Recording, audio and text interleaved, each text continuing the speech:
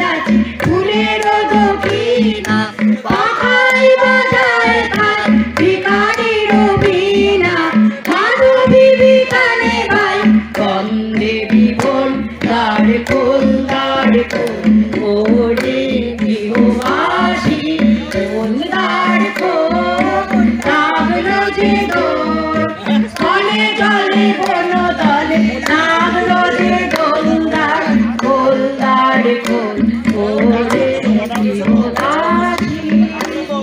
অশোকনগরে প্রবীণ নাগরিকদের সংগঠন অপরাহ্নের বার্ষিক মিলন উৎসব হল সম্প্রতি।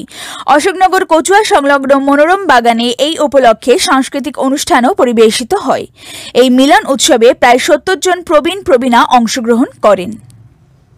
বার্ষিক এই অনুষ্ঠানে সংগঠনের সভাপতি বাসুদেব চন্দ, কার্যকরী সভাপতি অশোক ঘোষ, সম্পাদক পাচুগোপাল হাজরা সহ উপস্থিত ছিলেন শঙ্কর হালদার, উত্তম ঘোষ, সুনুপম দাস, স্বপন দেব, সনাতন রায়চৌধুরী, উত্তম ঘোষ, ধীরেন নন্দী, সুজয় দে, শেখর সাহা, যুথিকা নন্দী, গীতা বিশ্বাস, মানস হালদার, সঞ্জয় মালি, উজ্জ্বল বসু, স্বপনশীল ও আরও অনেকে।